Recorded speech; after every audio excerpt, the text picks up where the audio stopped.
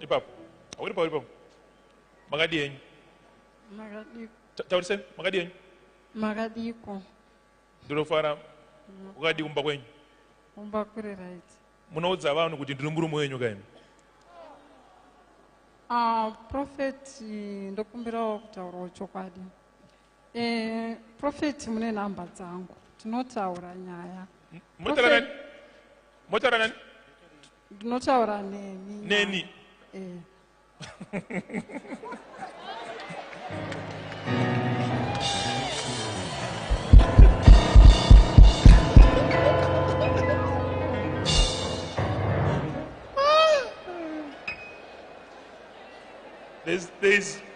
There's nothing which is hard as a ministry.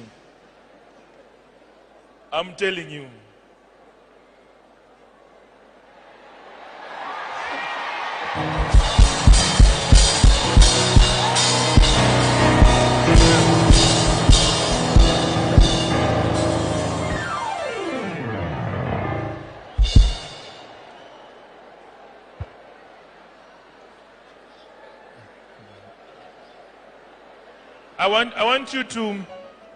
I want you to see what I face every day in ministry. This is what I face every day in ministry. So, imimi makatoseta marriage date again. Prophet, nditori nelist yatakataura tiri vaviri tikatonyora pano.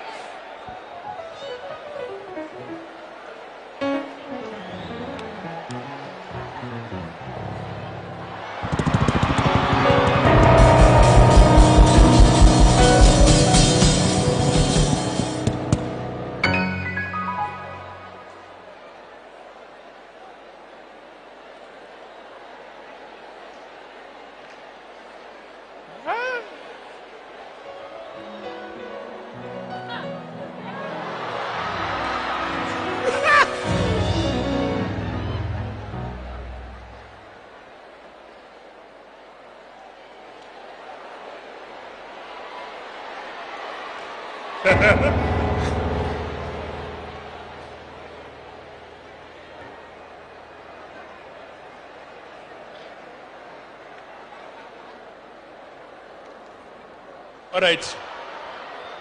Makato posta pa Facebook and Prophet ini ndakaposta pa Facebook. Magati Saka satellite vakauya kumba I think vakazviona ndikavaudza kuti chokwadi. Ndavaudza kuti chokwadi ndikati aiwa imimi taurai na prophet because haisi nyaya yangu na prophet. Prophet mukafonerwa na satellite leader wedu ndikati aiwa prophet kana vachita hazvisi chokwadi ndakudelete zvinhu zvavo zvese. So imimi prophet mukadaira satellite leader wedu kuti haisi nyaya asi ngavauye kuno kuchechi na umanovhala. Saka ndauya naamai ava kuti tinzwe chokwadi kuti prophet mamuchindivhara here kana kuti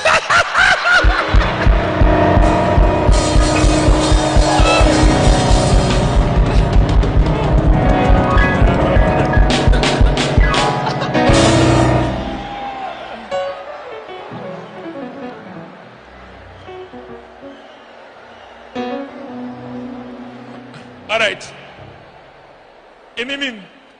Imimi makambo sangana neni 1 3 test 3 2 jet. Kanti yangotra pa phone pamukutaura. Prophet tine namba dzenyu 0780247537. Ndo namba dzangu idzi. ndozandutaura nadzo kwamuri nedzimwe dzinopera na 535 ndo namba dzangu. ndidzo dziri 2 ende ndinotombokusenderai futi muiri wangu.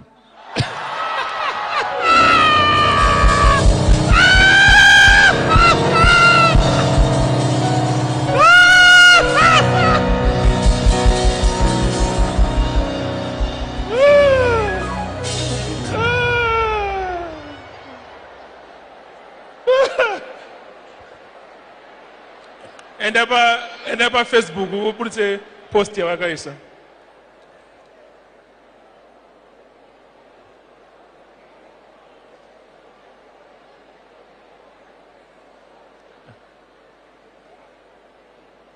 So vakachinja zita remwana wavo akunzi Wendy Walter Magaya.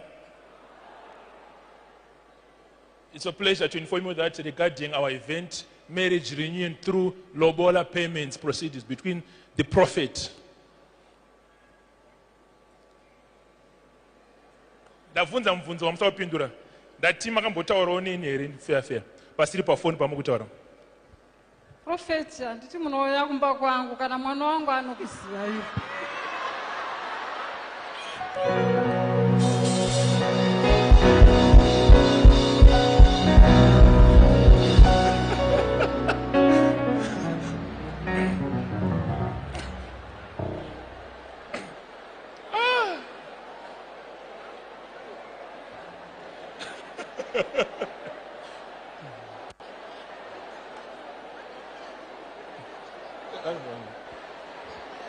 Saka imimi munemba here? Munemba? Ndine dzimba 3. Dzimba 3? Dziri kuchekutu? Chekutu ndine 1, then Bulawayo neimwe muHarare. Makambenge makaroorwa here? Handinombobvira ndaita murume kumba kwedu havatozive munhu kunze kwenyime.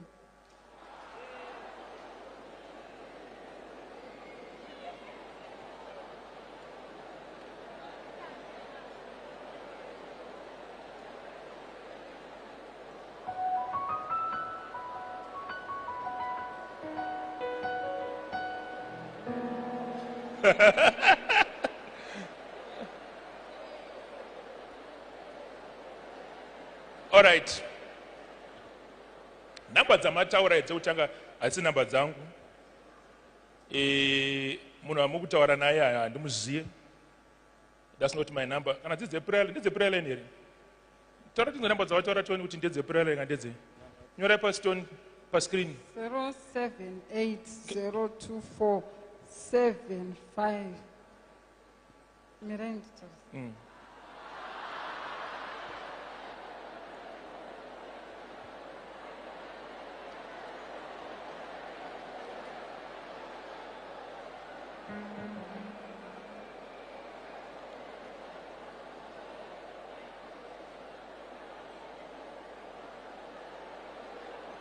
Siyamango, put a WhatsApp ashton.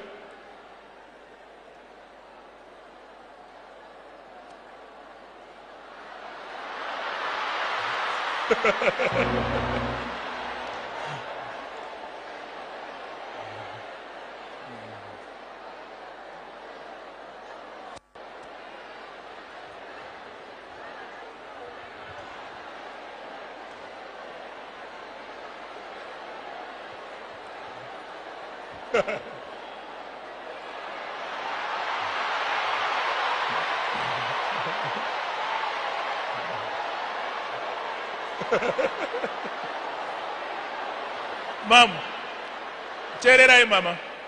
Mama, tererai. Your accusations are not small. They are very serious accusations. I can make you arrested or anything. So, tererai. Tererai. Now to mupe overseer phone. What are the numbers I'm going to watch? Can I remember I want to overseer to go and open a police case. So if I overseer phone number.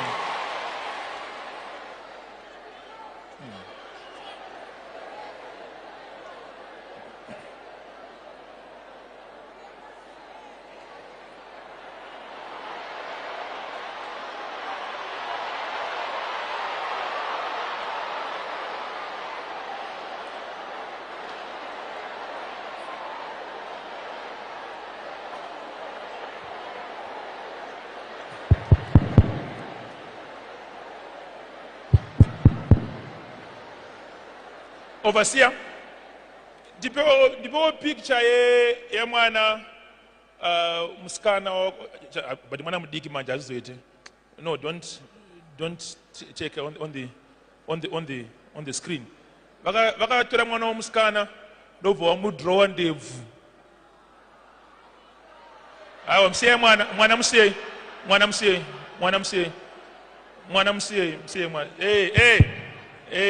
Msaiti ashana kokudzewo latest achakudze futi nyaya. Achakudze. Tererai last week but one. Vakagara pakona apa. Pane mukadzi akadedza kuti ndine mwana naprofeti makamunzwa. Zvogara zvichiitika izvi. Akabvunzwa uko kuti zvanzi ndaida attention.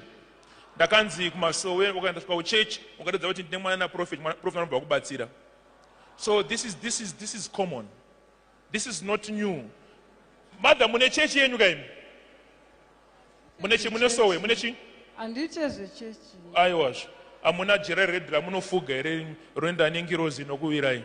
Andite zvechechi ndopinda musatellite muno. Ndati amuna jira here rengirozi inokuti kana makaripfeka jira iroro ngirozi neyakwamuri. Ngirozi maiko. Ndinongoita munamato chete.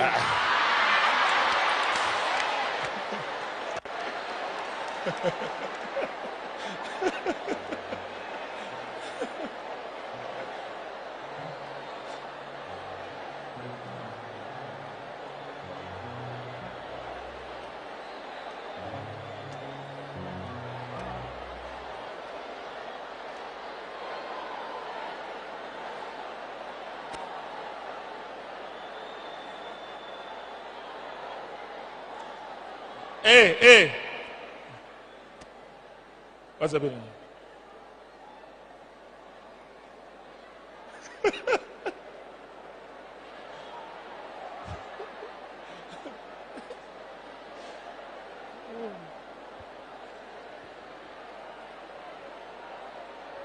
Calm down.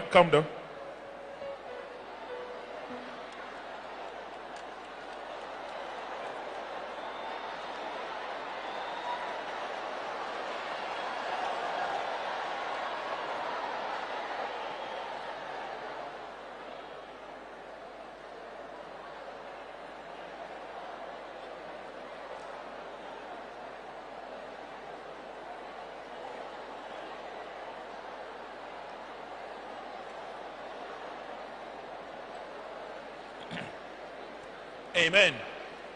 Hallelujah. This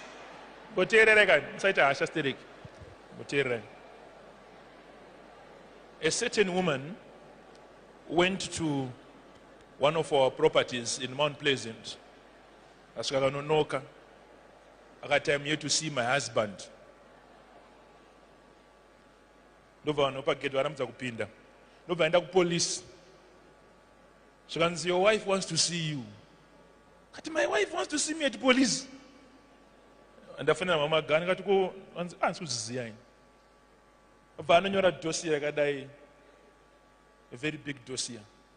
Pakatharodza my pictures. Zvanzai wa asiri. But I thought Indiana is Magaya wacho. This always happens. Umakaro apa geda apa. Ataura kuti ndiri mudzimai wacho. Tine vana tese. Paakabvunzwa namaswera kuti mwana nyana makore mangani. I was still 31. Mwanza mwana ane 35 years. Aito omombe kwa ndiri mwana wacho.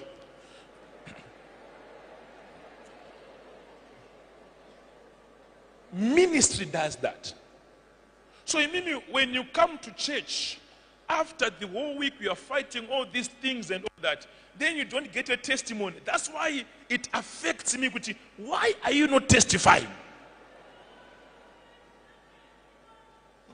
This is what we run. You must testify. The only way of defeating such plans of the devil is your testimony. That's the only way. Hakuna imwe testimony inofura iyoyo. Vazokupa phone here.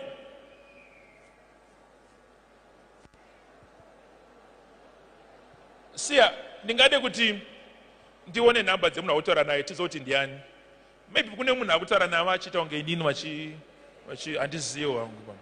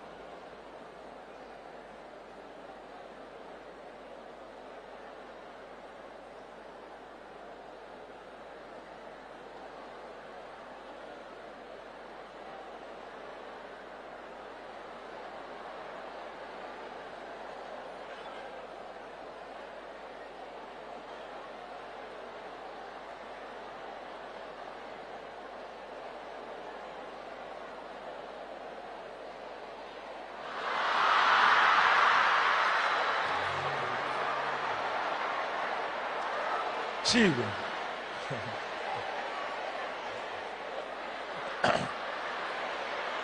Overseer, what's wrong? Eh? What's up, expire? Oh. All right, it's okay. It's okay. Overseers, with the leaders of counseling, integrity taure now, I want to know what vaitaura nani. Because I'm very much told with panemunhu vaitaura naye.